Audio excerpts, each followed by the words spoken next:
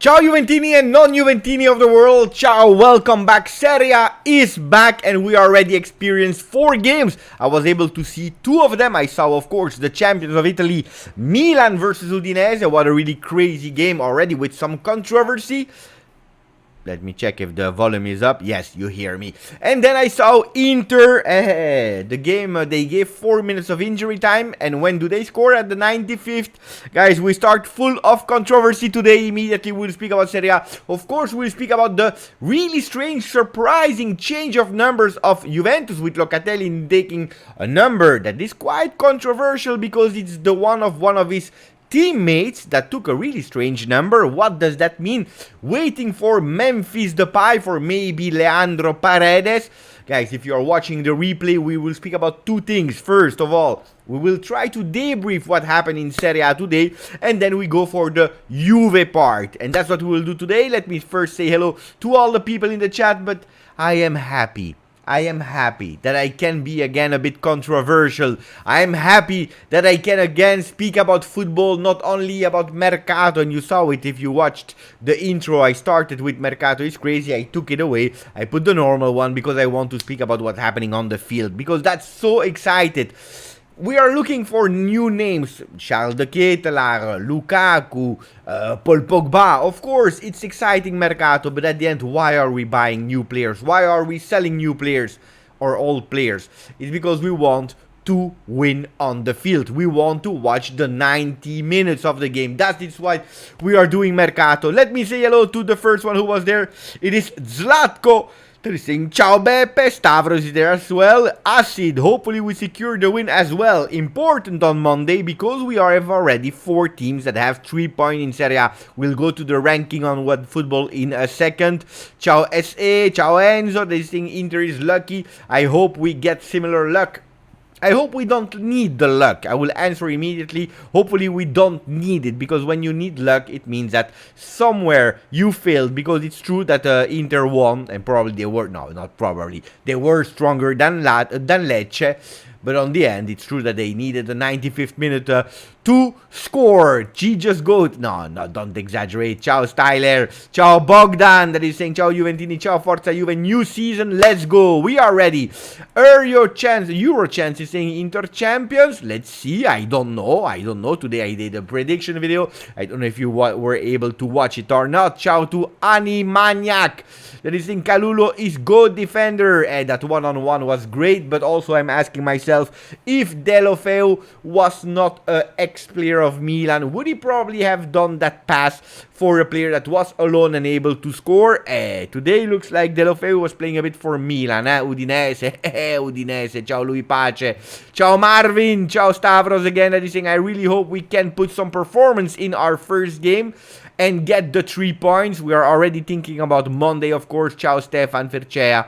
That is saying, how is Serie A Fantasy going after the first games? Well, you know it. We have a Telegram group for the people that are playing Fantasy League. I will show you a bit later as well my team and also the points that I have, because if I'm not wrong, I already have 10 points. 10 points with of course, the performance of Theo Hernandez that brought me 9 points with that penalty that he scored. Penalty. For me, it's no penalty. So I asked you before starting the live, and I will still leave it a bit, who, according to you, impressed you the most? And at the moment, you are seeing Milan with 68%, Inter with 12%, 9% for Atalanta, and 11% for Torino. Torino that impressed some people. I don't know who was able to watch the Torino game versus Monza. I didn't even watch the replay. I know they won, of course, 2-1. Ciao Stavros again another Stavros. Yeah, it's Stavros. Ciao, Thomas. Thomas, being on vacation. I am missing a lot on this channel. I know, it's already a week or 2 that I don't see you, Thomas. Enjoy your vacation, buddy. Ciao, Hamat. Ciao, Marian. Ciao, Andy Golding is saying, I hope someone cuts off Rabiot's internet so he doesn't find out the Manchester United scored today. They need Rabiot. Manchester United lost 4-0 versus Brentford. I don't know. I don't know if it was a pack of cigarette or a football team. But anyway, they won 4-0. Disaster. Disaster of Manchester United for the people that are interested in Premier League. On the other hand, Arsenal is doing really well with a player that I'm crying about. It is Gabriel Jesus. You know it. I really wanted Gabriel Jesus to come to Juventus. At the end, he went to Arsenal. And he's doing really well. If I'm not wrong today, 2 goals and 2 assists in the 4 goals that Arsenal scored. But let's go back in Serie A. What is interesting me? Beppe, your face is burned. No.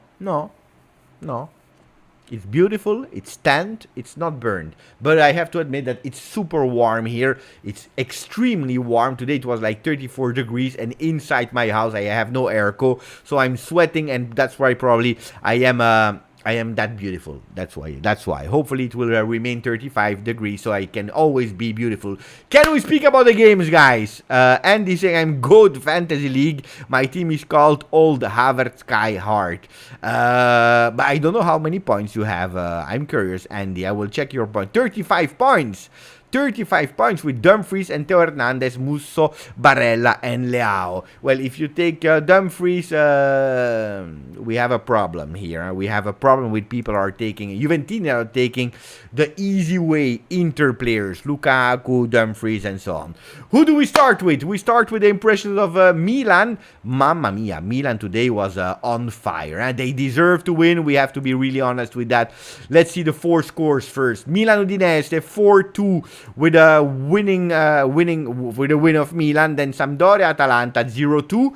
Pay attention to the result of Atalanta because looking at this at the highlights, it was not that easy with Sampdoria. 1 goal that was refused by VR and it's a doubtful one. Then they hit the post and they hit also the bar with Quagliarella. Not that easy for Atalanta that scored that 2nd goal in the injury time as well. It looks like a beautiful win 2-0. It is not like it looks. Lecce Inter 1-2 with immediately Lukaku scoring and then they scored in the end of the game. We already started talking about Monza 1, Torino 2. All the hipsters that went on the Monza train will be sad a bit today. They will be a bit sad because they didn't win. So Milan Udinese, what are they speaking about in terms of lineups? I was surprised not to see not Giroud, not Origi, Ibrahimovic. We know because they have these kind of players.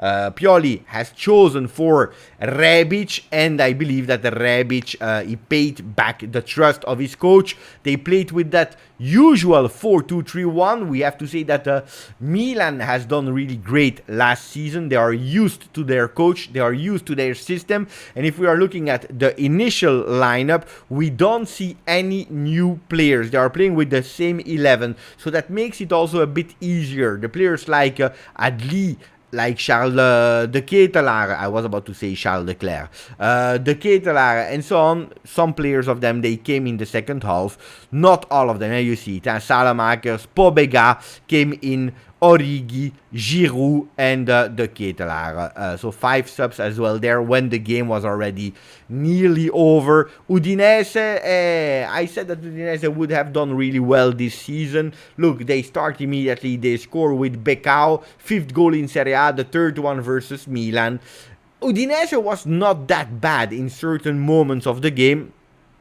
Of course, Milan was much stronger, much stronger. For me, man of the match of Milan Udinese was without any doubt Brahim Diaz. He received 8, he scored 1, he didn't score 2. Rebic scored 2, but Brahim Diaz with that number 10 on the back, he did extremely well. A player that I particularly like and appreciate, Brahim Diaz. He's not consistent. He started the season really well.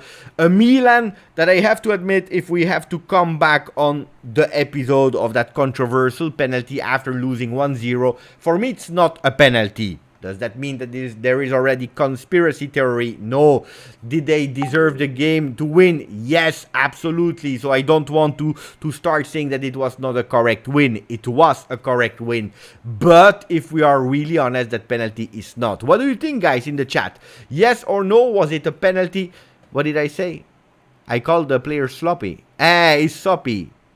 They got a player called... no, I said Soppy. Don't confuse me, don't confuse me. No, because I said sloppy sometimes. But I will come back on Udinese. I will come back on Udinese. For me, it was not a penalty. Why? Because if you are looking at the images, at the frames, yes, you say, oh, it's penalty. But actually what's happening is that the Milan player, Calabria, he's going towards the defender of Udinese. First of all, he's touching the ball. And while he's slipping and is not able anymore, because instead of going towards the goal, the ball is just briefly touched. And it's not going direction goal. And then he's going with full power on the defender of Udinese. This is absolutely not a penalty. Already at the 8th minute of Serie A, we have already a controversy. Yesterday or 2 days ago, we were opening Corriere dello Sport and we were saying, or we were reading, that they were writing, pay attention, we will try to be more like in Premier League. We will only whistle the real fouls and so on. 8 minutes, boom, penalty. No, it was not a penalty. We have to be really honest with that. No penalty, but they gave it. It's not because of that they won, but it's true that... If you see the face of Pierpaolo Marino, let's go and see the face of Pierpaolo Marino, because we deserve to see his face. Look, that's the face of Pierpaolo Marino, that is looking a bit like me, but we understand it, that he's not happy, because he's the sporting director of Udinese. He was really furious at the microphones of DAZN. Il direttore sportivo, sporting director of Udinese, is furious for the penalty that they gave to Milan, especially because they were winning 1-0. Then that second goal is arriving really, really fast for Milan. What do you want to say? What do you want to say about that? They deserved that second goal, and then they were starting to put a bit of pressure until the end of the first half, where you have the equalizer of Udinese that then at a certain moment collapsed. I was really impressed by some players of Udinese. If you are looking at their the Isaac is super fast, was really great. Soppy didn't bad as well, but Isaac was really great. And then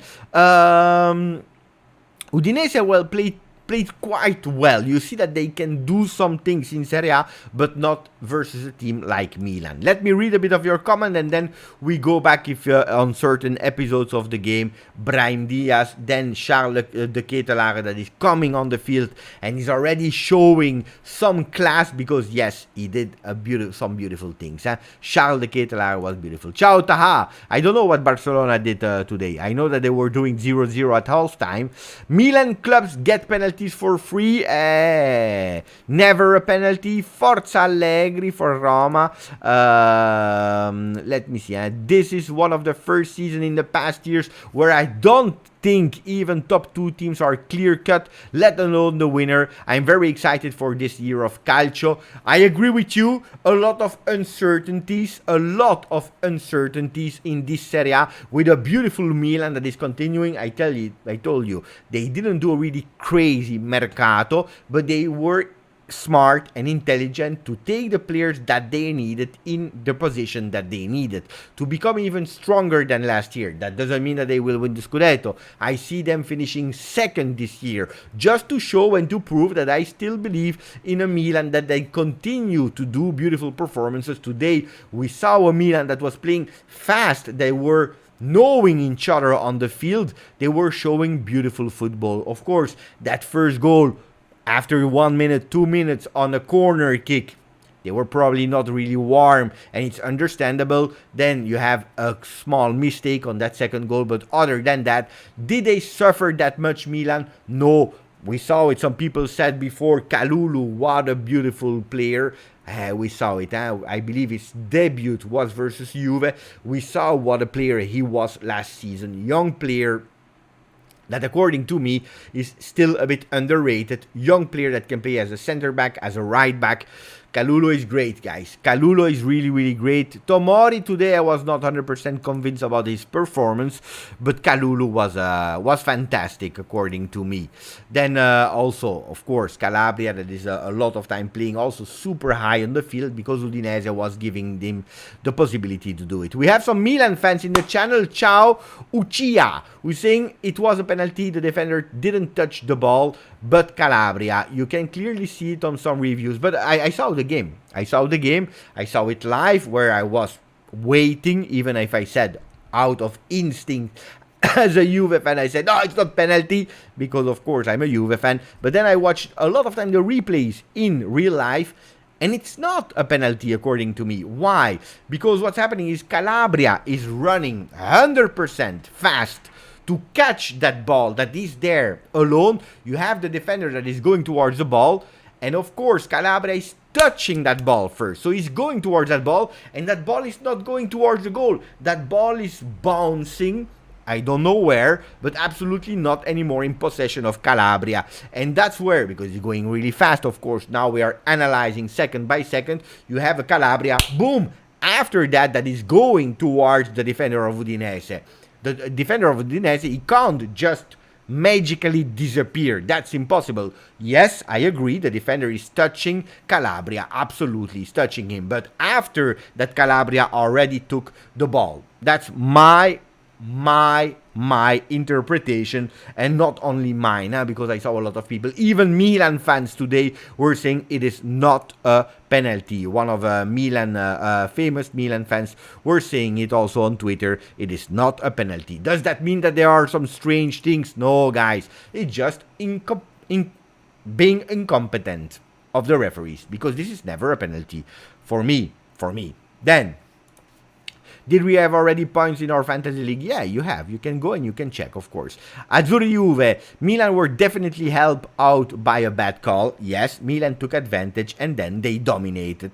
That's how we can recap it. I agree. They had an advantage, and then, of course, they were stronger. They are probably the favorite after that performance as well. They are in big shape. They have the players that can do that. They have also, even more than last year, some subs where sometimes they were missing a lot of players. Now they have some beautiful performances and brilliant player like a Charles de Ketelaere that we saw entering really well. Yeah, I know. It's my brother. Let me check if there are some other... Barca did finish 0-0. Rayo Vallecano had a goal disallowed. And the end too. I didn't watch it, but 0-0. Ciao Julian Dos Santos saying, how is everyone doing? I hope that everyone is doing well. Ciao Rocco Di Tugorri, I was late. No, we just started. Ciao Zahi. I hope Juve does not struggle as much as Inter did to win today. I hope we can score without that much frustration. Well, I have to admit that I was watching the games with my son, and we were cheering a lot for Lecce. That was a disaster in first half. We were thinking, is that really a team of Serie A? My son was joking, was saying, imagine Lecce, Manchester City, how it would finish. That would be really a disaster. But it's true that then in the second half, they started to play better. They had that player, Banda, that did really great.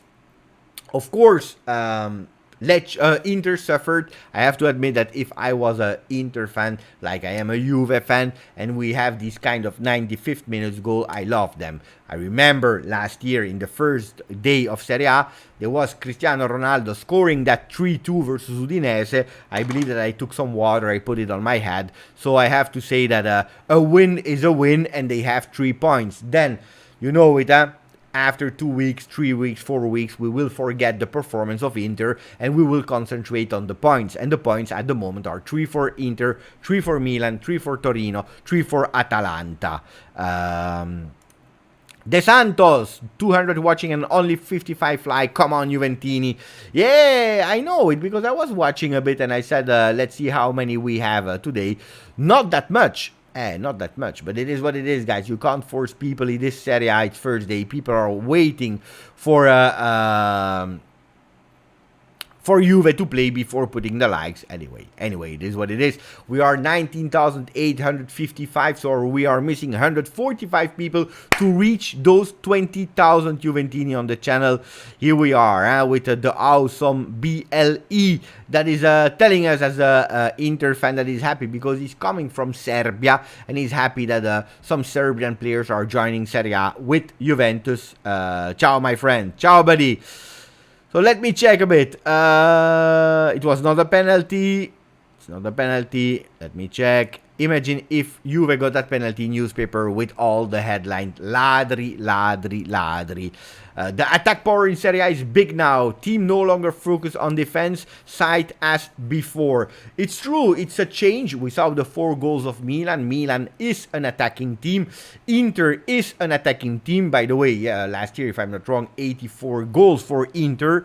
And Milan was just behind them. So there are teams that are scoring a lot of goals, that are offensive, while Juventus is more a balanced team. That last year, more than balanced, was more a defensive team. So Juventus will have to change it with the arrivals of Di Maria, Kostic, with a Vlahovic from the first day. Maybe a Memphis Depay with Chiesa that will come back on the second part of the season. Maybe we will see also Juventus thinking a bit more forward, but it's true that 57 goals in a season is absolutely not okay. 20 goals less than Lazio, absolutely not okay. Juventus will have to change it. I agree with Mohamed on that one. So I was impressed, if I have to answer the votes, because you all said nearly that you were impressed by Milan. I was impressed by the continuity of ideas. I was impressed. I was thinking by myself, Milan is there. Milan is there. Then, of course, it's the first game of Serie A. Means nothing, but you see it. They didn't forget during the summer how to play the mechanism. If we want to speak about Leão, a player that last year impressed all of us. He was best man of MVP of Serie A. I believe that he has to pay attention. Guys, do we want to speak a bit about Leão? Because according to me, he has to pay attention a bit. Why am I saying that? Because he looked not anymore like the Leão of last year. Last year you had the Leão that wanted to prove, that wanted to show, that wanted to show that he deserved to be in that team at the pairs of Ibrahimovic and the other players. He looked a bit like, I want to do too much. I was the MVP of Serie A. I want to entertain San Siro. I want to do that magic dribble, that magic shot. Great player. We will not put Leão in doubt today. This is absolutely not the thing. But that's what, in terms of behaviors and attitude, I was a bit disappointed in Leão. Because disappointed. I'm happy, guys. Don't get me wrong. If Leão flops totally, it's really good. It's really good because at the end we are a Juve channel. We are Juventini. So more they flop, better for us. But it's true that if we are analyzing objectively today, Leão looked like a player that forgot to put the 2 feet on the ground. My idea, guys. Don't know what you think about how I analyzed Leão. We have Alessandro Lumare that just became a member of the channel with a beautiful picture of Paul Pogba, if I'm not wrong. It's Paul Pogba. Grande Alessandro Lumare. And then we will ask Paul to come and to sign also for you the membership on the channel. Grande Alessandro. Welcome on the channel. Grande, thank you, really appreciate it. Ciao Alexander. Julian wanted to ask about Leão. That's my opinion about Leão, about his game today. Ciao Bobby. Too early to say really. It's just the first 90 minutes, of course. But you see already a Milan with an idea of football. And that's important also to say. Was I impressed? No, because I saw the Milan of last year. Of course, if they are able to bring back on the field some players like Rebic, that last year was not having that continuity. 2 years ago, he was quite well. Last year, he disappeared a bit in some moments of the season. If they are able to bring him back, if they have this performance of Brahim Diaz, that was for me the best of Milan Udinese, then they have two choices more, and you know how much it will be important from now on until the World Cup to be able to rotate your players. Finding a defense without Romagnoli, but then with Tomori, Kalulu, that today at a certain moment, Deulofeu, that was the worst on the pitch from Udinese, disaster Deulofeu, he didn't do one thing good. Not even one good thing. When he was dribbling and he was failing. When he had to take a choice, he was taking the bad choice. When he was taking the good choice, his technical skills were not helping him, doing really bad things. So Deulofeu was one of the players I really wanted to put in my fantasy league. I'm happy I didn't. If we have to see it and compare it with that game versus Milan, where he was bad. He was not good. He was not good. In terms of stats, 59% for Milan, 41 for Udinese, 14 shots for Milan, 9 for Udinese, 5 shot on targets, 4 shot on target for Udinese. Guys, for me, I continue to say deserved win for Milan. They show that they are there for Serie A again. I predicted them second. Let's see how the season will go. They did an interesting and smart mercato. They have some players that came back. Attenzione for Leão. Sometimes exaggerating a bit. We have our friends from Serie A. Sit down. Ciao, guys. I'm happy to have you on the channel as well. Happy to have you because they are doing fantastic work, especially for the lovers of calcio in general. Follow them on YouTube, Serie A Sit Down. They are doing some great concept that one day I will steal because I am a Juventino. So I steal not only the games but also ideas. But it's something that I wanted to do since long time, probably with another hashtag and probably only focus on Juve. But they are doing Who Won Calcio Twitter, who is an amazing concept where they are watching actually the crazy things that are happening on football Twitter, and then they award someone with nothing, with just saying that they won. So this is really an interesting one, and then their football takes that are great. That's what I wanted to say about them. Guys, do we still have some things to say about Milan Udinese or not? I don't believe so. I think we said everything about Milan Udinese, and then we can go to the other games. Let me check back. Wait, Serie A.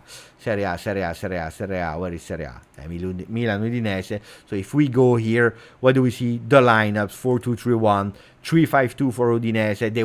They were not playing Udogie. Don't forget that he will pass his medicals with Tottenham, and then he will come back. It was a pity that he didn't play. It's a bit of a pity. It is what it is. Masina didn't play bad, but it was not the Udogie of last year. Anyway, deserved for them to win that game.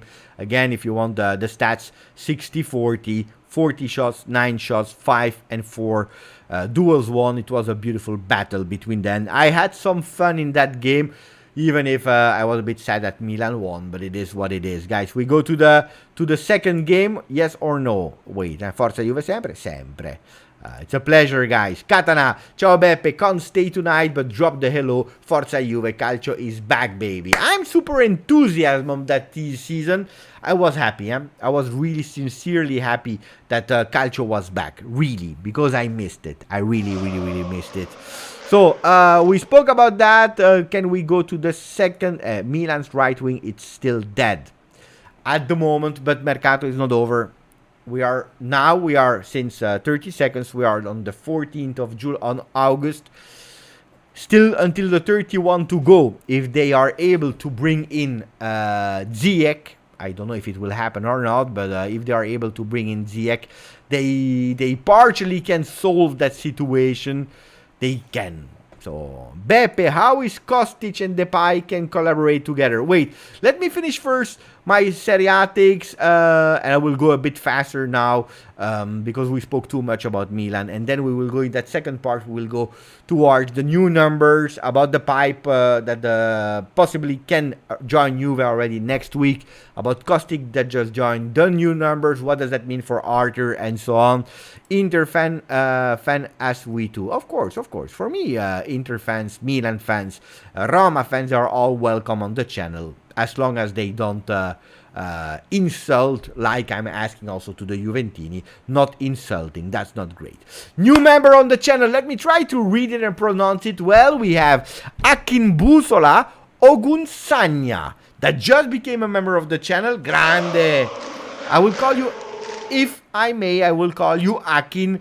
Akin that just became a member. I don't know if it's from Turkey or not. I'm waiting for some confirmation because I love to know where the new members are. La Juve from Di Maria. I want to know where they are from in the world, where you are watching from, because the love for Juve is internationally, is worldwide, and that's what we are calling them. Juventini of the world. Di Maria is there, and he's gone again. So, speaking about Inter... and then we'll speak about Rabiot as well, of course. We'll speak about Rabiot as well. Attenzione, because we have news from Dino who's saying there is a principle of agreement with Depay. 5.5 million euro plus bonus for 2 years. That's why they took him 2 years, so that they can use the decree, the law for the foreign people. And then Paredes, between 7 and 8 million a year by season. That's a lot.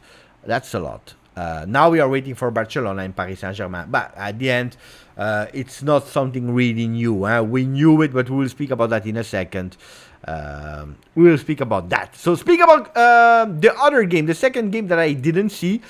It's Atalanta versus... But why is he always changing? Wait, Sampdoria versus Atalanta.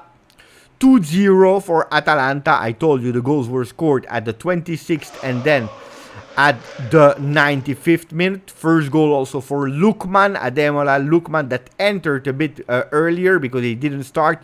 Entered at the 63rd. For a Muriel that usually I always take as main man in my Fantacalcio. I didn't this year, because I didn't feel the vibe of Muriel at Atalanta. He started and he didn't do really well, apparently. But the game was immediately strange, with a disallowed goal by VAR for Sampdoria. And if we are watching the replays, we can say that it's a really dubious one. I can't speak too much about the game, except that I saw the goals, I saw the highlights, and they missed a lot. Our friends from Sampdoria with hitting the post and so on. Can we speak too much? Look at that. 56% for Sampdoria, 44% for Atalanta, 11-9, 1 on target. But on top of that, you have to add the post and the bar. 3 for Atalanta, so they are nearly equal with the attempts. 58% won, so it's a non-deserved loss for Sampdoria. Atalanta was able to use their probably better player and a bit of luck, and then a counter-attack for the second goal. And they succeeded in winning. Congratulations for them. It is what it is, guys. I want to congratulate also some other people like Nirai, that became a member of the channel. Grande Nirai. Will ask Bremer to come for you. Hey, every time it's another one. I have to still insert Kostic because we have the images, but I had no time to do it because we had a few games today to watch. Grande Nirai, welcome on the channel. I've asked before where our friends Akin was from, but I didn't receive the answer yet. So I'm waiting for the answer of Akin. Where is he watching from and where is he coming from? If he wants to, if he doesn't want to, it is what it is. So third game, because we have to speak about Juve then. It's Inter. Inter that I saw the game. Guys, what about Inter? How impressed were you about Inter? Of course, that first goal of Romelu Lukaku. He comes back. The first touch of Lukaku in Serie A of his welcome back is immediately a header and immediately a goal. Except of that, I was not impressed by Lukaku. I said personally that Lukaku would semi-flop this season. What does that mean, semi-flop? He will still score goals, but he will absolutely not be a contender of top scorer. Of course, if he starts like that with a header, maybe he will make me lie. But I was not impressed by him, by Lukaku. They play also them with the same 11. Look at Inter. Handanovic in the goal. Di Marco, De Vrij, Skriniar. Then they have Gosens that was absolutely not informed. By the way, he was even a doubt because we were not sure if he would be able to play due to injury or not. He was on the field. Dumfries, much better than in the second half. Çalhanoğlu, Brozovic, Barella that decided to play American football or rugby today because every single shot he's taking is putting it like at the 5th floor of the big apartments. Darmian, and then you have a Lukaku, Lautaro, Martinez. The same usual Inter that dominated in terms of possession with 70% possession, 19 shots for them, 9 were on target, so we can admit they were much stronger. In that first half, Lecce was not playing Serie A football. They were super aggressive, they were going, and if they could injure some player of Inter, they would have no mercy, no pity for them. They were going. Cisse was impressing me. He played a really beautiful game, Cisse. Fast, athletic player. Di Francesco with the assist. And then Banda in the second half. Falcone, the goalkeeper, in the second half. He saved a lot. So beautiful performance in the second half by Lecce. That was using a bit their pride in that first half. You see that Lecce will not have an easy Serie A. Absolutely, absolutely not. It will not be easy for them. But let's see. I predicted they would finish 17th. Speaking about Inter, I am... if they start to scoring these goals at the 95th minute, you never know.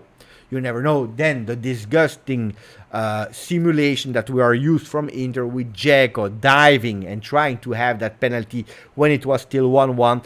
Referee luckily didn't give it, but they tried. And they are used to try. Lautaro Martinez, Barella, and so on. Dzeko, it's not the first time. So they try. You never know. We try. I believe he should have had that yellow card for simulation, because it was a real simulation. Then they complain about Cuadrado. The Inter fans, they complain. They complain always. I hate to say this, but as much as I want Juve to destroy everyone and everything and win every match, this is better for Serie A. Hate it though. What is better, Azzurri Juve? I need to understand what is better from Serie A. If you're telling me that the other ones are winning or that the league is, well, of course, it's better to have a competitive league. Of course, we are complaining about Bayern Munich, Paris Saint-Germain, so we love this competition. At the end, I would love that Juve is always winning Serie A with 1 point difference, so that we have a competition, but at the end, Juve win for years. And people can't complain about the competency or about the competition, but at the end, it's always Juve that win. Then we have a beautiful agreement there. Akin, ciao Beppe, so happy to be an official member. Thank you to you. Thank you to you, Akin. Appreciate it, really. They miss Freuler. But they are missing a few players at Atalanta, and maybe even more towards the end of the Mercato. Maybe that win today versus Sampdoria will calm a bit that game. I was more impressed by Lecce. Why? Why impressed by Lecce? It was a funny game watching Inter celebrate at the end like they won the Scudetto. Well, again, speaking about celebrating kind of Scudetto, you know that I'm not the best example to say that they did something wrong. They won, they celebrate, 95th minutes wins are the best in football. So they are Inter, of course they celebrate. I would have done the same, that we are playing versus Venezia, or Manchester City, or Liverpool, or Barcelona, or Real. If I win at the 95th minute and it's an official game, I celebrate as crazy. I will run onto the field as well. So I can't blame them too much. I can't, and I will not, because that would have been a bit dishonest from me, criticizing them. Then, of course, when I see them celebrating like that, it breaks my balls. But I was not impressed by Inter. No, I was not. I predicted them fourth. Fourth Inter. I was not impressed. No.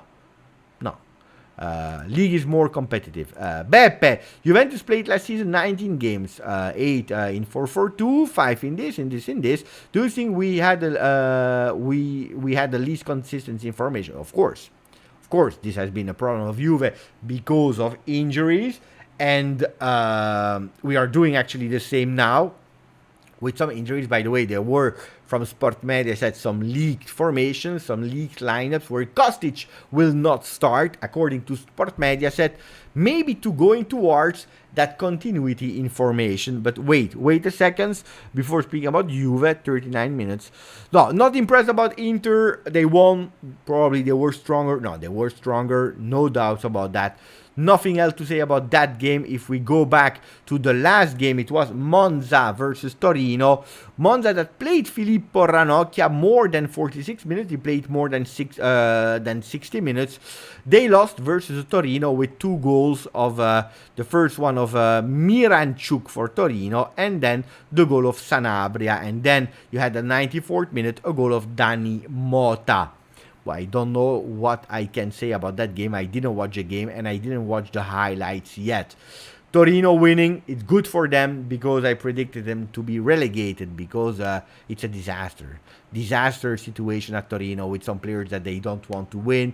The players, they don't want to play, they don't want to be there. They said, don't count on me, I will try to find myself another team. Then you have the coach that is fighting with sporting director, losing Bremer, losing Belotti and so on. Difficult, really difficult for Torino situation. So if they don't fix their shit in August, it will be a difficult one. But maybe that win can a bit calm down everyone at Torino. It is what it is. So, now, can we speak about Juve? We can. Old mentality. Trust me, hope banks in 3 on Monday, but it's not going to happen. We don't know what is going to happen or not. That's something important. We have some feelings, positive, negative, and everyone is entitled to have them, but we don't know what will happen. I said early prediction, without knowing the lineups and so on, that we go for a win. We have to win. We really have to win. Juventus is trying to do everything they can on the market to change a team that needed to do it. Not only with the players, but with the numbers. And that's maybe the first thing that we have to go for. The numbers of the Juventus players. Let's go on the site of Juve. And if we go there, you see Bianconeri. Wait, I have to make it a bit bigger, and then we will come back. So, squadre, prima squadra maschile, La Rosa. We go and we have the new numbers of the players. So, let me go.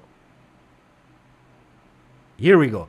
So we have number 1 is confirmed for Szczesny, number 23 for Carlo, 36 for Mattia Perin, no changes there. Mattia De Chilo is continuing with the number 2. New number for Gleison Bremer that we already knew, of course.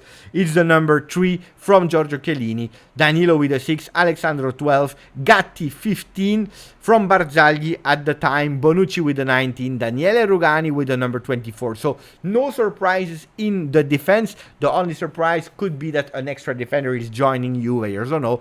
But in the midfield, my friends, Manuel Locatelli is going there with the number 5. What a big surprise. Man, I always said that he was entitled to change number. I said it. I don't know if I didn't know what number. Even if I said he would maybe go for the number 5 because that's the number he's wearing with the Azzurri in La Nazionale. I said pay attention for the numbers. Pay attention for the numbers because everything can change. Everything can change. We know it. His favorite number is and has always been the number 7. People wanted him to take the number 8. I told you, he will not take the number 8 because he doesn't care about the number 8. He loves the number 7. When the 7 went on Federico Chiesa, I said, or he will go with the number 27, or he will change and then it will be the number 5. He took the number 5, but it's a special number 5 because it's from a player that is still in our team. And that's something incredible, because normally you go, if you want to change, and you take a number that is free, maybe the number 8 from Ramsey that left, but going for a player that is still in the team, it's strange. Then if Pogba, for example, is taking the number 10 and you are taking the number 6 that is free, it's one thing because you change number from the 6 to the number 10 and it's okay. But if you see at Arthur that is still here, Arthur has taken the number 29. What does that mean, number 29? I don't believe that Arthur Melo is a big fan of the number 29. From where is that passion of the number 29? I believe it's a clear sign of Juve to say, Arthur, find yourself a team. If you want to go to Valencia, go to Valencia. Convince them that you are the GOAT so that they are paying you. But find yourself a team because you will not stay here. This is what it looks like. Then, Is it true or not? I don't know. Number 20 confirmed for Miretti that had the number 46 last year. What does that mean also here? We have a confirmation that he will be probably a fixed player of the first team and not anymore changing from under 19 to under 23 to the first team for only the last part of the season. No, Miretti is a player that we are believing in with that number 20. Then, can he be loaned out in 2 days? It can happen, but at the moment, Miretti with the number 20. Filip Kostic, new player, is going with the number 17. We knew it already. It's no surprise here from the moment that Pellegrini left. He took his number, and Weston McKennie with the number 8. 8 for McKennie. Also there for me, a big sign of Juve saying, Wes, we believe in you. We believe in you. You want to go from the 14 to an important number that was from Il Principino Claudio Marchisio. Go for it. We give you that trust. So he gave them that number 8 special. He's playing with a number 8 with the USA national team. So, or Juventus, they said we don't care about the numbers anymore, which I don't agree with, or which I don't believe so. Or they said, Wes, we believe in you. We believe in you with that number 8. Go for it. Number 5 for Locatelli. Number 29 for our friend Arthur. Number 25 can be free in a few days because we have to speak about Mercato soon. Zakaria didn't change number. He stayed with that number 28. Adrien Rabiot 25, we said it already. Nicolo Fagioli is going with a 44. I was believing that he could change for a more, let's say, normal number. 44 is strange, huh? 44 is strange. It's really strange for Nicolo Fagioli. What does that mean? I don't know. And number 13 for Nicolo Rovella. That is confirming that number that he took with the summer tour. Chiesa with the 7. Vlahovic with the number 9. Keane at the moment still with the 18. Caio Jordi is keeping his 21. Mathias Soulé with the 30. And Marley Ake changed from 40, I don't know how much, to 33 this season to honor the memory of Bernardeschi, the GOAT of Toronto. So, what are you thinking about this number? Let me know. What number will Zaniolo wear? Guys, I don't believe he will join. I think it's over. Like Di Santo is saying, it's over. 4 plus 4 is 8. Oh! Attenzione! Andy already had a plan. 4 plus 4 is 8. Not bad. I like the theory. I have to admit, I didn't think about it. I like the theory. What do you think about the lineup for Monday? Let's come back on that one in a second. So the numbers, number 24, Miretti is great. I agree. Beppe, what do you see as the future capitano for our club? Bonucci will surely not play forever and without the league. Who will be the fans labeled as Capitan Futuro? Maybe we can go from on that one. Well, we have already, today we saw it. Bonucci is number 1. Number 2 is Quadrado. And then you have also Danilo. These are the 3 players that will move the armband. From there, you go with who's playing the most games, and there is the risk that Alexandro will take a lot of time, that armband. Then, if you're telling me for nearly future, when Bonucci will not be able anymore to play consistently and so on, we saw the beautiful words of Allegri towards Locatelli. Locatelli that really incarnate that Juventinità. He can be one of the future leaders of Juventus, but he has to grow a lot. If you are looking at again at the names, who else can become a captain of that team? But at the moment, I see Locatelli, of course, Danilo, but also Danilo in the future will stop. So if you are speaking about the young generation, probably Locatelli is at the moment today one of the future captains. Then why not a Gatti in the future, depending on how he's doing. Why not a Federico Gatti? Locatelli can be a good one. Chiesa, I don't know if Chiesa is a captain material, because at the moment we know that Chiesa is always thinking first about his game, about his thing, and then about playing collectively. Not that he's selfish, that's absolutely not, but he's really concentrated in his game. So Federico Chiesa will have to learn to watch around himself. It's really a pity that he got that injury. Let's see how he will come back first. But and De Sciglio, of course, De Sciglio, the Capitano De Sciglio, and Rugani. Don't forget Rugani, Captain Rugani.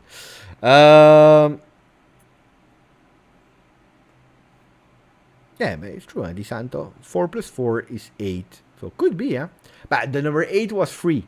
Maybe Nicola Fagioli was waiting for that number 8 to be free, and then Weston McKennie said, ragazzo, first me, I choose, and then you do whatever you want. Could be. At the moment, our future captain is not clear. Look at it for me now, but because there are no other options, yeah, it's correct. Beppe, will you go to the Spezia game? I will go on my holiday to Torino from Belgium. Normally, yes. I'm waiting for a final confirmation. Maybe I receive it in the meanwhile or not. I don't know. I don't believe I received the confirmation yet. But I believe that I will go for Juve Spezia 31st of August. It's a midweek game. Should be. 90% I go. I'm waiting for confirmation. So, at the moment, I didn't receive the answer yet on that game. I checked. You never know if it arrives or not. So, the numbers, we spoke about it. I wanted to speak about probable lineups. The probable lineups from Juve Sassuolo are 4-3-3 with, if I'm correct, Perin in the goal. There is no doubt. And then we go with Alexandro on the left, Danilo on the right, with Bonucci Bremer, and that's 4-man defense. We play with Locatelli as a regista, Zaccaria on the right side, and Fagioli on the left side. So 4-3. The man up front looks like it's Quadrado, Vlahovic, and Di Maria. Now we don't know Di Maria on the right, on the left, I don't know, or it will be Quadrado on the left or on the right. This is the predicted lineup of Sport Media set 2 days in advance. I saw journalists missing the formation of Juve like 30 minutes in advance. So imagine 2 days in advance. But these are the predicted lineup. The only good thing I see there is that Allegri said, I want continuity in my lineup. I don't want to change last minute because an injury, because Pellegrini went away and so on. And then I would say, why not? I like it. On the other hand, playing a 4-3-3 gives us a sign that as soon as he met and he learned to know Kostic, he will play up front in that 4-3-3 with Di Maria on the right and Kostic on the left. I don't know if Kostic is really a 4-3-3 player. Maybe he will be the lover of Allegri because he's a 4-3-3 player that will come down and playing that fake 4-4-2. Non-possession 4-4-2, possession 4-3-3 with Kostic going up and down. The problem is that Luca Pellegrini is not there. That Cambiaso, we have loaned him to Bologna and we have only Alexandro. In my mind, guys, it's not possible to play only with one left back. Even if you have De Sciglio, guys, we have a problem. It was already a disaster, our left side of the defensive phase with De Sciglio, Alexandro, Pellegrini. If on top of that you say to Pellegrini that you know it on the channel, I never really rated high Pellegrini. But if you say goodbye, there are more chances for Alexandro to play. I don't know. I agree with Federico. I would not love to see Quadrado on the left. You know that this is one of the things that I don't like, Quadrado on the left. I wanted to go to Juve Roma, but I had a watch along to do. So who knows? Maybe I go a bit earlier and I do both games. You never know, huh? You never know. Keane suspended. Yes. But suspended. Let's see if after suspension he will still be there with the team. You want to speak a bit about Mercato? We can come back on the formation maybe tomorrow, maybe in a tactical video for the season where we can have different possibilities with the players that we have now. I believe that we need Depay. We need Depay to go towards my dream 3-4-2 3-2-1. Waiting for Federico Chiesa, waiting for Pogba. 3-4-2-1 could be really beautiful. If you go with that 4-3-3, I don't know how you play, guys. I don't know.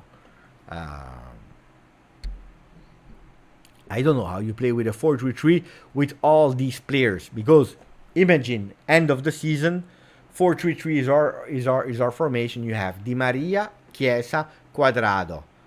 You have Kostic. You have Depay. You have Vlahovic.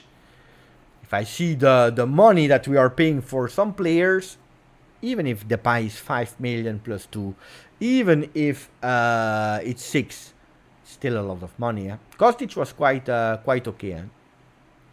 But I don't know 4-3-3 with all these players, especially because you don't have a real backup for Vlahovic. So I don't know. Depending also on how Federico Chiesa will come back. Maybe they want already to think about the year after when Di Maria will leave. I don't know. Because like that, I don't see any space for a young, upcoming Matthias Soulé. It's true. It's also true that Cuadrado will probably play his last season with Juventus. It can be.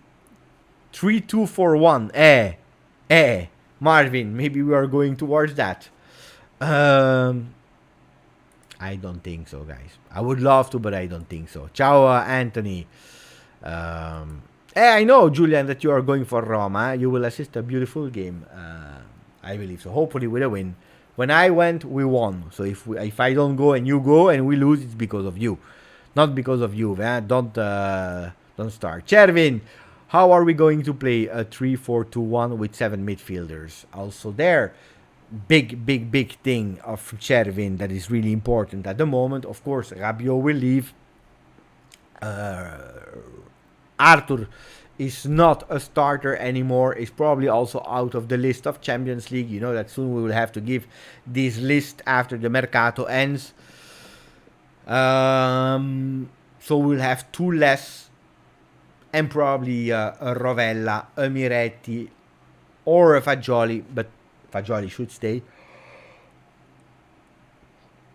One will leave as well. I believe that as soon as Paredes come, Rovella will leave, because they are playing the same position. And Locatelli is playing also that position as well, or showed that he can play that position. So I think that the stocks for Rovella staying are quite low. So Rovella leaving. Arthur. Rabiot, you have already 3 less. Paredes joining. So who do we have? If we go according to that, who are we? We have Pogba, Locatelli, McKennie, Zakaria, Paredes, let's say Paredes. And then we have the youngsters, let's say Fagioli and Miretti. How much? 1, 2, 3, 4, 5, 6, 7. 7. 4-man midfield is difficult. I agree. Then you have to play with a 3-man midfield. And that's probably also why Allegri is going for that 4-3-3. 4-3-3. You see, we have a lot of players in a lot of positions, but we are missing in the defense. Ciao Aldo. Grande Aldo. Some love. Yeah, we need to stop adapting players, even if there are not a lot of players on the market. But I agree with that. You see what Milan did today. They bought the players what they needed in the position they needed, and that's why I said smart mercato from Milan. They are not going with huge big players, but they are going with the one they need, and then they are able to perform. Even if today they played with Rebic. Sorry, let me drink.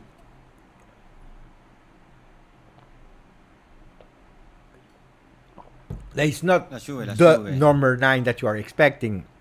So, but yeah, I agree. I totally agree. Stopping adapting players. Now, if we play a 4-3-3, Kostic, I don't see problems in him playing 4-3-3 in an Allegri 4-3-3, because don't expect a 4-3-3 that you are seeing in FIFA 22. Don't expect a 4-3-3 that you are seeing European level. No, it's a 4-3-3 that becomes a 4-4-2 in non-possession. Then the key will be having most of the time the possession, because I don't care. Honestly, I don't care if we have a player that is playing in a 4-3-3 that is going back to play that 4-2-2 in certain moments of the game. I don't care. Why not? You are bringing some balance and some structure in your team.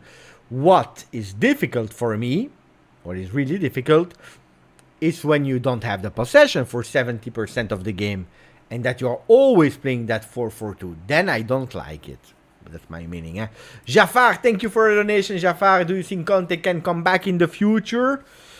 Yes, I think it's possible. I think it's possible that he can come back. First of all, because Conte has always been open to come back to Juve. At the end, he chose Inter because the possibility was not there. The door was closed and we went for Pirlo. There were some problems of Conte and Juve. Of course, then your men like, Agnelli, Del Piero, and so on, all these stories around that. But your men, time, forgive everything, of course. So I believe that, yes, there is a possibility of Conte coming back to Juve. Like Leonardo Bonucci came back to Juve. I would be really, really surprised how Conte will be welcomed. Because if I see today the different treatment that Leonardo Bonucci receives and Antonio Conte, then it's a bit strange, because people are hating Bonucci because he went 1 year at Milan and he scored and he did that. Correct. You have the right to be pissed off with Bonucci. But meanwhile, he showed loyalty, he became the captain of the team, he scored other goals, he did a lot of things. Some people started even to appreciate him after All or Nothing. Always there to defend Juve when he can defend Juve. And that's one thing. And then you have Antonio Conte that went to Inter. And that became the first supporter of Inter that celebrated for the wins against Juve. So I would be really, really, really, really surprised how some Juventini will change a bit the narrative. And but Bonucci, what's the difference between Bonucci and Conte? So I believe it can happen in the future. Not now. He's concentrated on Tottenham. Are they playing? When are they playing? Tomorrow. I think they are playing tomorrow. So they started with a beautiful win, 4-1. So let's see. Let's see. Stavros. Still, we need depth in every position of the field. I agree. I agree. That's also correct. Ciao Beppe, just arrived. Did you saw Inzaghi grabbing Dzeko's ass? No, I didn't that. And maybe I'm lucky that I didn't see it. Thank you, Niraj, for the donation. Niraj is saying, Beppe, how much influence does... we were just speaking about Bonucci. Does Bonucci have this team? Do we have the depth to last the season? I fear injuries will cost us. So that's a few questions there. How much influence does Bonucci have in this team? You have always some loud leaders and you have some silent leaders in a team. Bonucci is a loud leader. It's one that loves to raise the voice. He loves to do these motivational discussions. He loves to be the first one that enter the field. He loves to put his face when we are winning, when we are losing. That's Bonucci. Of course, he has some influence because if you are looking at the team of Juve, he's probably the only one that was there for the first title of the winning streak in 2011. And that won all of them except of that year when he went to Milan. So he has some influence. Of course, he's respected, you know it. Bonucci welcomed Bremer as the first one. Bremer said how happy he was that it's disgusting. So has some. Do we have the depth to last year? Yeah, well, I was complaining sometimes the fact that we had too many players in the mid or offensively. If we go for Depay and Paredes, On the other hand, it's true that if we saw last year how many injuries we had, how many difficulties we had at a certain moment to play Danilo as a center midfielder, then I believe welcome these players. In defense, we are a bit short, but not that much in men, because today we have Alexandro De Sciglio, you have Quadrado and Danilo that can play on the backs, and then you have Gatti, Bremer, Bonucci, Rugani, and probably there we are lacking in quality more than in quantity, because then you have 2-2-2-2, so you have 2 men per position. I know that normally you have like 5 center defenders, we have 4. If you know that Gatti never played a single second in Serie A, if you know that the other one is Rugani that played, but how did he play them? Of course, you are starting to panic, especially because on the left side of the field you have an Alexandro that is not giving guarantees. Also, a player that is in his last year of a contract. He wants to go to the World Cup, so I agree with that. And the injuries, I'm fearing them as well. Di Santo, Pogba, and Loca play best in a 3-man midfield. We don't have the midfield for that.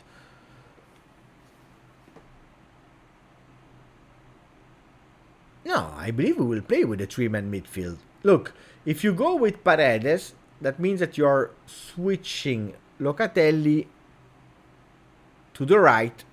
If they play the 3 of them with Pogba box to box on the left, Locatelli box to box on the right, and Paredes in the middle, you have that regista. If you don't play with Paredes, you have Locatelli as a regista, and you can put a Weston McKennie to the right, Pogba on the left. If Pogba is not there, you can play with Locatelli on the left, Paredes in the middle, and Zakaria on the right of McKennie. And I'm not even speaking about Miretti, Rovella, and Fagioli, because I don't know who will remain, but Rovella can play as that regista. Fagioli can play as a box-to-box on the left or on the right, and Miretti can play as a regista and also as a box-to-box on the right. So I believe you have all the people there. Then, my big question is, 1, injuries. Will we have all our players every time? Big question, because we didn't start well. With McKennie and with Pogba, we didn't start really well.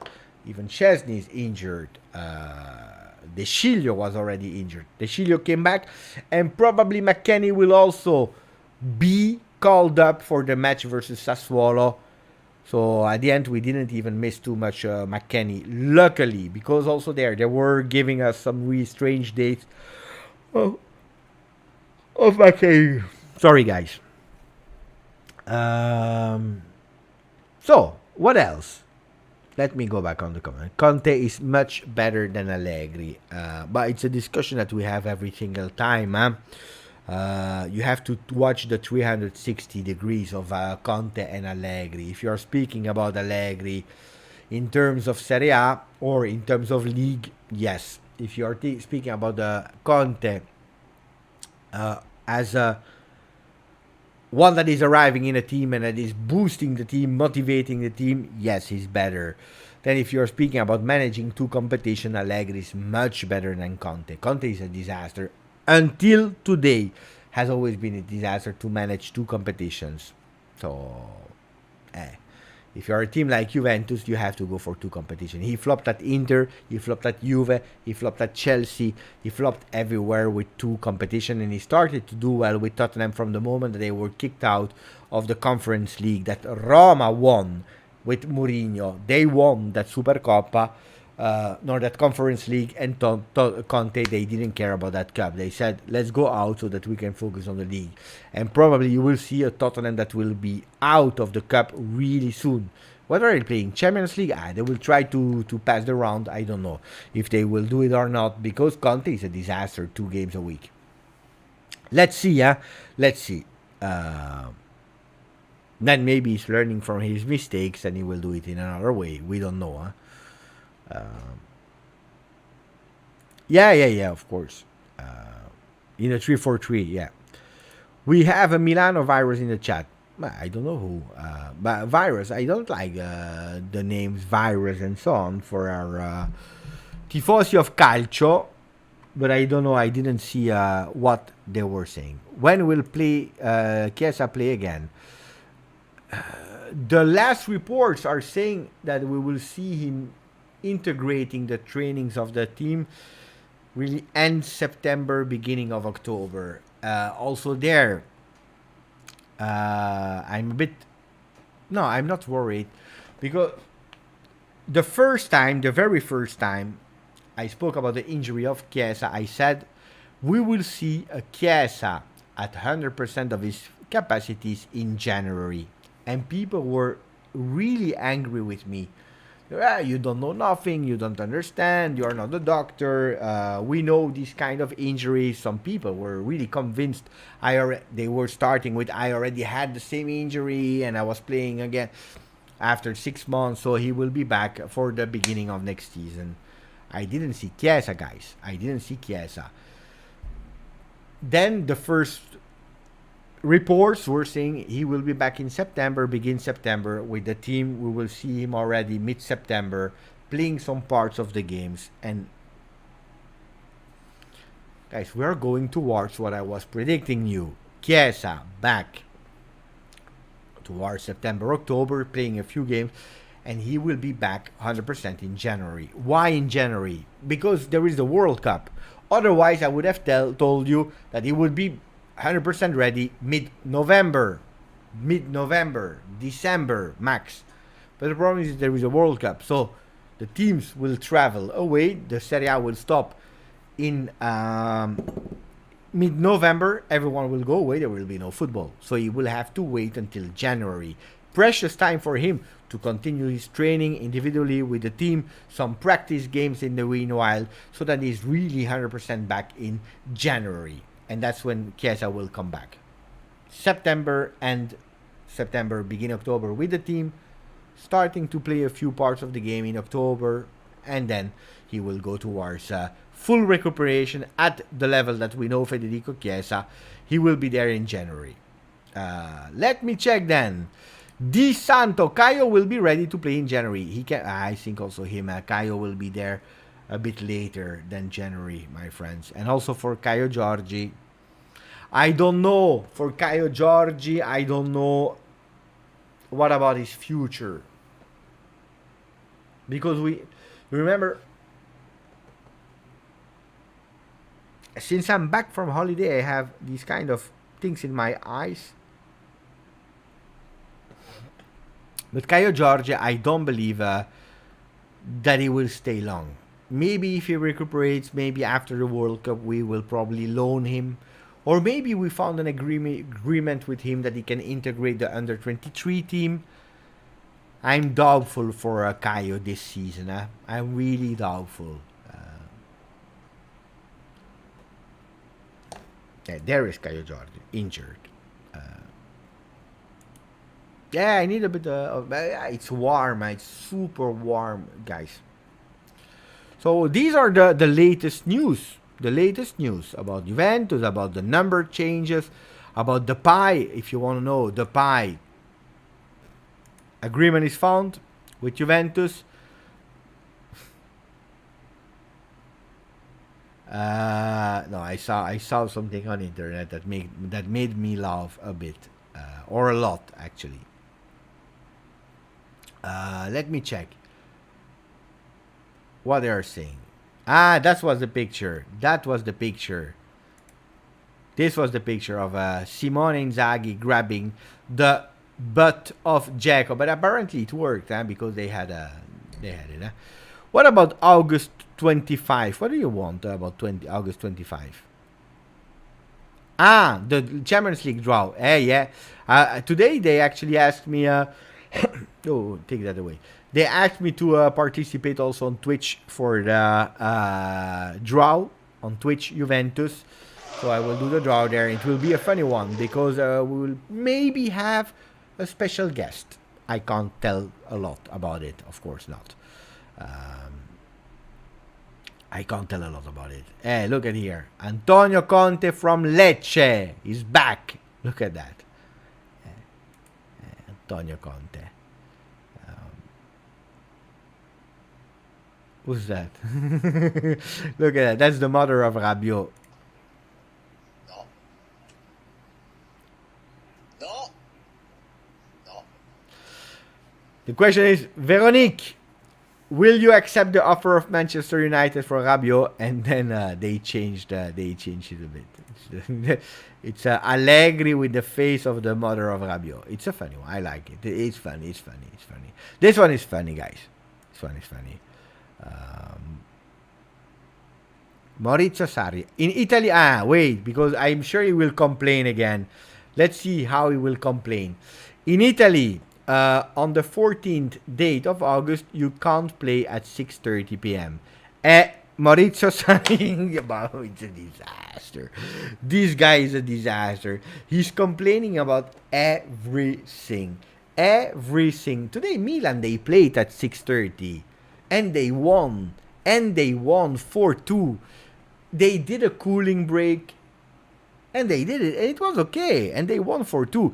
Is it great to play at 6:30 p.m.? No, it's not great. I understand it. Absolutely. But this guy is strange. He's always complaining every single time. Press conference he goes and he complains about the weather, about the timing. He doesn't like to play at 12:30. He doesn't like to play at 6:30. He doesn't like to play in a stadium where you can't smoke. He doesn't like to play because there is the rain. He doesn't like to play because the hotel is not near to the stadium. Mamma mia, Sarri, smettila, basta. What a disaster. Here, my friend, this guy is a goat. Mark Goldberg. I'm sad for Mark. Why am I here? Let me check. What was the comment? Inzaghi playing with every striker Inter has. This one was not a funny from our big show Nerazzurri. Yeah, this one I saw, guys. This is how I saw. Inzaghi, attenzione Inzaghi. What is this? I don't know. Strange tweets, really strange tweets from our friends from Inter. This is what it is. Scandal, Luciano Moggi. I don't know, guys.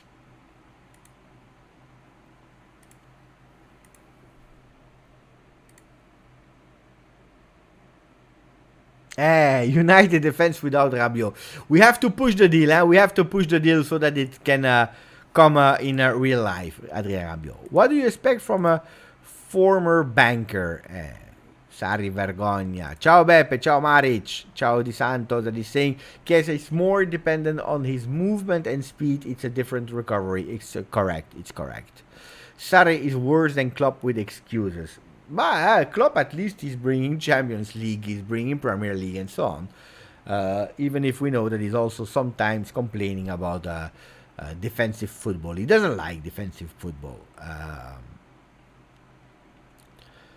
Let me read, because we have our friend Azzurri Juve. First of all, thank you for renewing on the channel for the 10th month.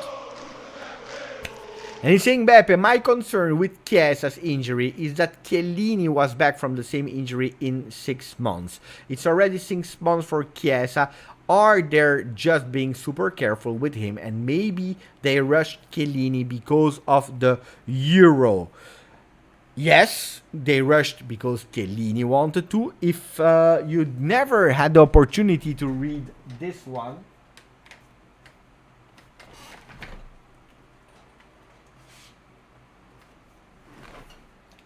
Io Giorgio, I recommend you to read Giorgio Chiellini, Io Giorgio. Why? Because he's actually starting with that big injury. He's starting to explain the journey he had with that injury, how he recovered, what he did, the mental, and so on and so on and so on.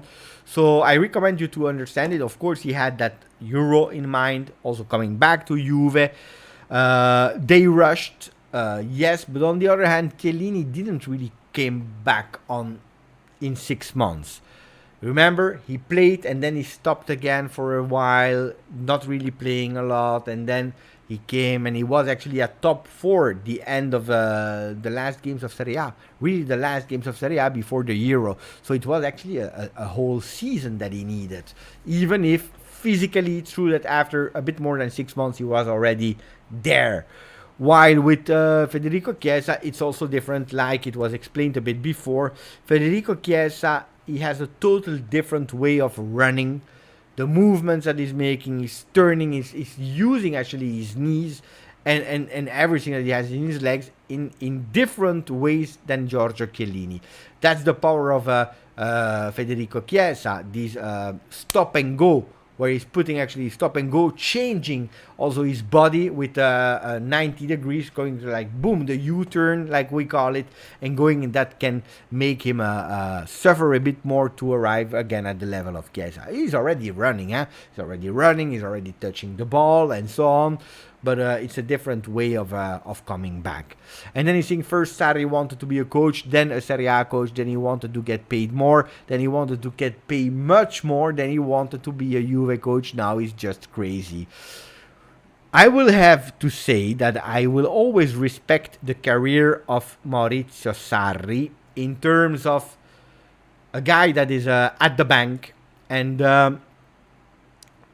he was already in amateur football and so on, but one day decide, you know what, I will stop, I will give up everything and I will try to do it. And it was quite late, to be honest. So he took something, he took a risk, to be honest. He took it, he did it, and he succeeded. Because at the end he won a European Cup with Chelsea. He won the Scudetto with Juventus. So Congratulations. Now, it's a strange guy, It's a strange guy with really his mindset and so on. It's a bit of old-fashioned personality. So there is a lot of things I don't respect from Sarri, people management and so on and so on. But that's something different. It's personality. But it's a visionary of football. He proved it, but probably not for a big team like Juventus. It is what it is, guys. Where do you think Vlahovic will finish in the Ballon d'Or? I don't know. First of all, I don't like Ballon d'Or since '97 when they gave it to Sommer from Dortmund instead of Del Piero. It's something that was a scandal. So since that time, I don't really like it. Then I liked it again when Nedved won it. But so it's a trophy that for me, it's a bit strange. Now they are even again changing the rules. They are going not anymore in a year, but in a season, what according to me is better. It's already better. But I don't know and I don't care. Karim Benzema is big favorite. You have some big players there, accomplished players that did really well in a lot of competition like Champions League and so on. So I don't think that Vlahovic can go a lot up. But already being in the 30s is something really beautiful that he can be really proud about. Blind Delay. I don't know how to pronounce it. I always say Blind Dale. That's how I say it. What on earth? How is Vlahovic nominated? I said it a bit strange in a way. On the other hand, last year, guys, Vlahovic was doing incredibly great with Fiorentina, and also how he started with Juve was great. Then he started to slow down. Some people were criticizing Allegri. Then we discovered that he had that growing pain that stopped him. But he's not a bad player, not a bad player at all. Then in the top 30, I don't know. Dale Blind, Ajax player. Hey, that's always the reference I have, because I know Blind.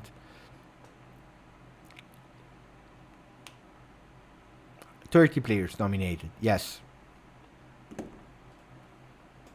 guys. I think that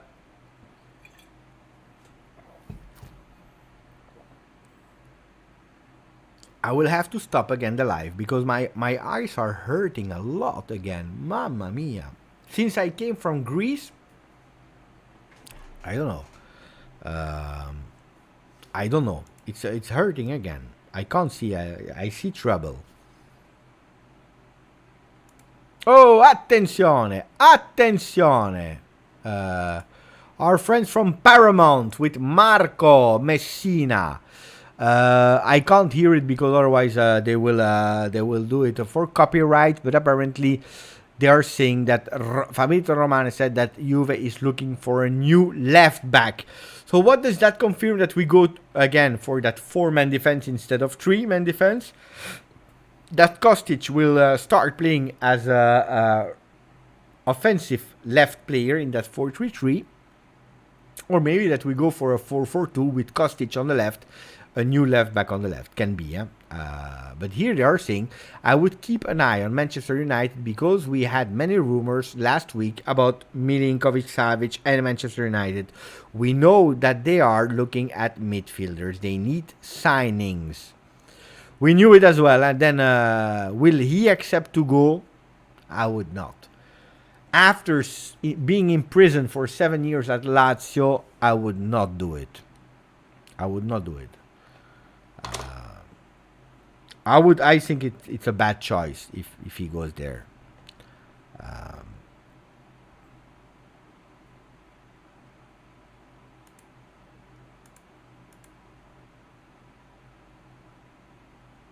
No, I would not. La Juve, Azzurri Juve, thank you for the donation, buddy. Who's saying, Beppe, feel better, Beppe, Forza Juve, Monday. I'm trying to watch if we have some other comments on rumors of Mercato and so on. I'm trying to check. No, at the moment, no. At the moment, no. There is nothing really interesting. Thank you for the donation, Azzurri Juve. Really appreciate it, my buddy. Reguillon, a name that is coming from the fans, but not from something else. Mbappé to Monza, here we go, via Fabrizio Romano. Thank you, Fabrizio. No. Do you have some questions, guys? Wait, give me 1 second, and then I will try to answer a few seconds. Question.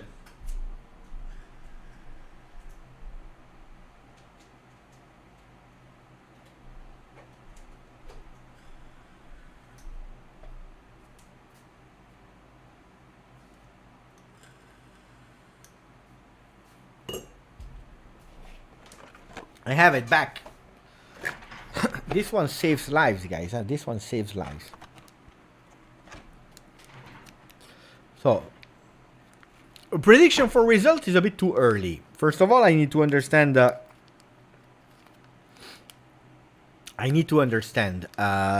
lineup. Even if I want to go a bit earlier with my prediction, but I need to understand the possible lineups. Need to see also if Kostic has trained well or not. I need to see that. A first feeling is 3-0 Juve versus Sassuolo. That's the first one I had in mind, but it's really about feeling without too much analyze and so on. So I need to go there. Let me open it. Mamma mia, disaster. Disaster.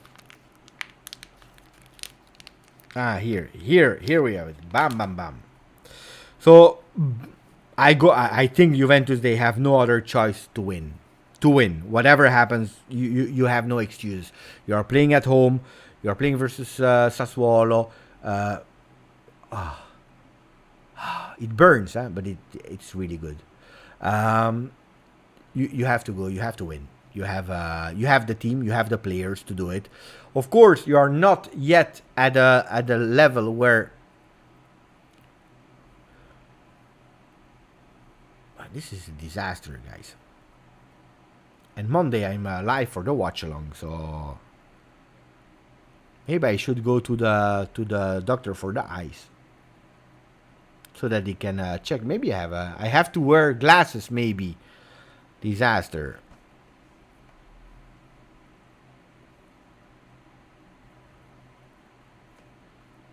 But so I was saying about the Juve.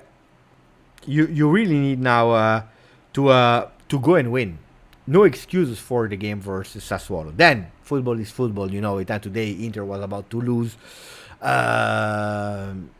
Milan, they conceded the first goal because they were not paying attention enough. So football is crazy, we know it. But at least in terms of performance, I need to see something, even if I'm not expecting a Juve that is at full power.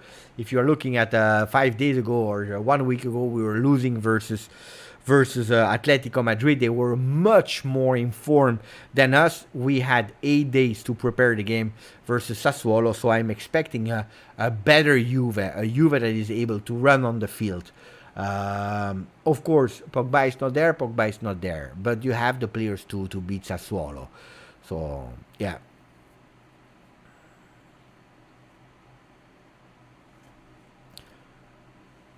But since I came from Greece. I started already a bit in Greece, and then disaster. My cat is there.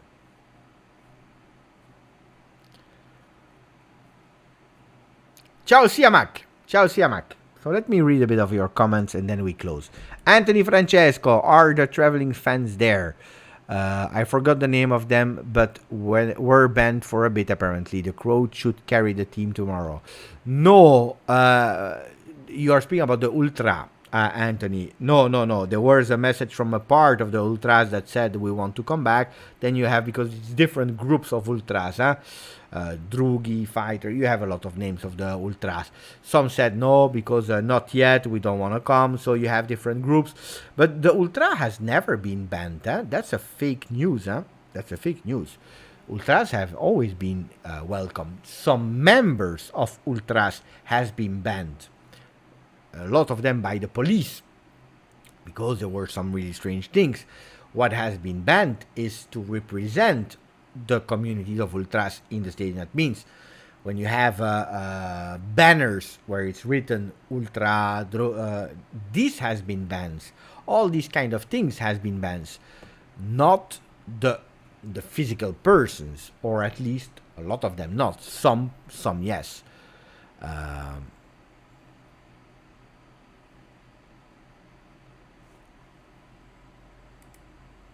Hey, Nicola, you're scaring me. I will go quite fast then, huh?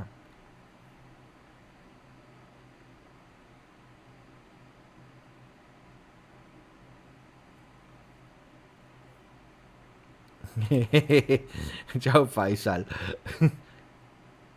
It's really annoying. I don't know. Maybe because I'm swimming in the pool with my eyes open. Can be, huh? The cat name. How is it possible that you don't know? It's a McFly. McFly is the name of my cat. People are asking me, are stadium full capacity? Yes, 100%. And also sold out already for the 2 games at home versus Sassuolo and also versus Roma. 100% sold out. Beppe, you should get some glasses that block the blue light from the screen. The blue light can dry out your eye. Yeah, maybe I'm too much behind my screen. But if you're speaking about my health instead of football, we can close now. I believe we can close. We had a nice live. Hey, not a lot of likes. Not a lot of likes. I don't know. I don't believe we will reach the 20,000. I don't believe it. You remember we said before my holiday, we said if we reach 20,000 subscribers before the first minute of Juve versus Sassuolo this season, we win Serie A. 19,866. We will not. We have less than, I don't know, we have 40 hours, something like that.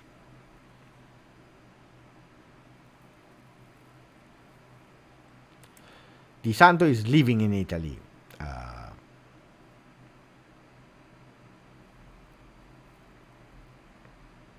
David, beautiful name for the cat of Alexander. Aldrase, I came just in time to give you a like, Beppe. I will rewatch the live now. Well, we spoke for 40 minutes about the other teams, and then we spoke about Juve. Kostic is a big signing. I think he will be so effective. I expect him to be the most efficient buy and signing from Juventus this season. Yes. Buono. Tomorrow a better day. Tomorrow we'll go with a